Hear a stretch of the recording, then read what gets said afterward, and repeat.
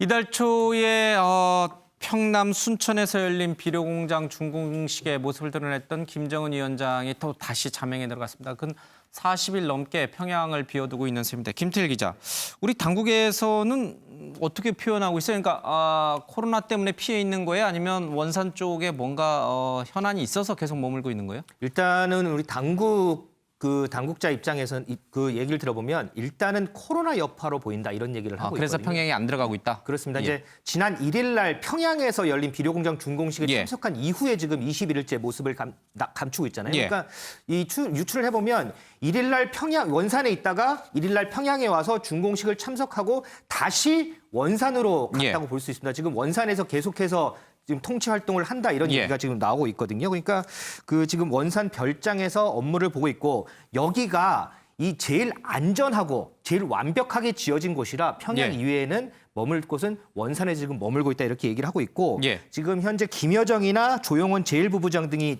측근이 이제 함께 하면서 팩스로 이렇게 이제 각종 보고를 받는다 이렇게 예. 좀 알려지고 있습니다. 그러나 어제 저희가 전해드렸습니다만 평양의 백화점들은 외국인들에 한해 다시 개방이 됐거든요. 나름 코로나를 좀 잡았다라고 그래서 경제 재개 활동에 들어간 거 아니냐 이런 해석을 했는데 정작 김정은 위원장은 평양에 돌아가지 않고 있다. 그렇습니다. 이번에는 우리 쪽 언론, 그러니까 남한 언론이라고 해야 될까요? 해외 언론에서 이제 뭐 사망설이니 뭐 위중설이니 이런 얘기는 안 나오네요. 한번 지어서 지난번에 그렇게 예. 망신을 당했잖아요. 예. 뭐 사실 아무리 우리 정부가 괜찮다 아무 일 없다라고 해도 예. 뭐 죽었다까지 이야기가 뭐 계속 확대돼가 나갔으니까 이번엔 좀 신중해야 하는 것 같은데 사실 그 지난번 뭐 김정은 은둔설 때 은둔했을 때 그때도 얘기를 했습니다마는 지금 우리가 중요하게 봐야 되는 거는 김정은이 3주간 평양을 비우고 있어도 북한 체제에 동요가 없다. 즉 김정은 체제의 공고함. 예. 그러니까 체제가 불안정하다. 김정은이 뭐 주변에 정리가 안 된다. 이런 얘기들은 이제는 그만해야 될 때가 아닌가 하는 반증인 것 같아요. 알겠습니다. 지난 2010년의 천안함 사건 이후 우리 정부가 취했던 오이사 조치, 오는 24일, 그러니까 이제 내일 모레죠. 24일이 되면은 꼭 오이사 조치 시행이 된 지 10년이 됩니다. 그런데 최현미 기자, 이게 사실 유명무실해지지 않았나요?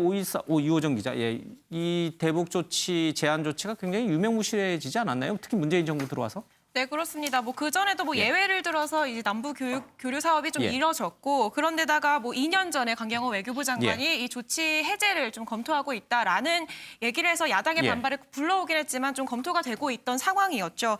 일단 이 조치가 얘기를 해보자면 개성공단과 금강산을 제외하고는 이 방북, 교역, 투자 등 그러니까 북한과의 교류를 대부분 모두 다 중단한다 이런 내용입니다. 그런데 지금 10년이 흐른 지금 이제 정부가 사실상 효력이 없다라고 지금 평가를 한 건데요. 그러니까 이 남북 협력 사업을 하는데 이 조치가 더 이상은 장애물이 되지 않는다라는 이야기입니다. 2년 전에 그 외교부 장관이 그 얘기를 했을 때 좀 거센 반발이 있었는데 2년 후에 이번에는 통일부 당국자가 좀 다시 거론을 했다라는 데 의미가 있고요. 그런데 이 평가가 나온 이후에 이 통일부 장관이 기자들한테 그래서 조치를 폐기하는 거를 검토하고 있느냐라는 거에 대해서는 그러니까 실효성이 없다라는 의미지 폐기한다라는 의미까지는 아니었다라면서 좀 신중한 태도를 보이기도 했습니다. 어떻게 보세요? 이 선거에서 압승한 여당, 집권 여당 입장에서 보면 이제 사실 남은 집권 하반기 국정 운영의 중요 축 중에 하나를 이제 남북 관계 개선, 뭔가 성과를 이뤄냈고 이 정부를 끝내야겠죠.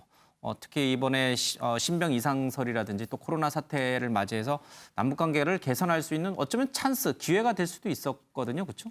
어떻게 보세요? 오이사 조치를 이제 폐기 선언을 해야 될까요? 그러니까 오이사 조치 뭐 폐기 선언보다는 사실 지금 이제 유엔 차원에서 대북 제재가 이루어지기 때문에 그러니까 오이사 조치를 철폐한다는 큰 의미는 없습니다. 사실. 어차피 못하니까. 네, 정치적인 의미는 큰 의미는 없죠. 우리가 그렇다고 해서 지금 뭐 금강산 관광이나 지금 뭐 예를 들어서 이 개성공단을 다시 재개할 수 있는 문제는 아니거든요. 그러니까 유엔 차원에서 이미 북한에 대한 투자라든지 어떤 현금 지원을 못하게 돼 있기 때문에 사실상 지금 가장 근본적인 원인은 이제 북한의 비핵화에 따른 유엔 제재 해제겠죠. 근데 문제는 지금 이제 북한의 자세에 또 달려 있을 겁니다. 지금 우리 정부 입장에서 보면 여러 가지 지금 제안을 하고 있고 이번 코로나 사태 때 같은 경우도 북한의 여러 가지 의료 지원이나 이걸 이제 이야기를 했지만 북한이 전혀 반응을 하고 있지 않아요.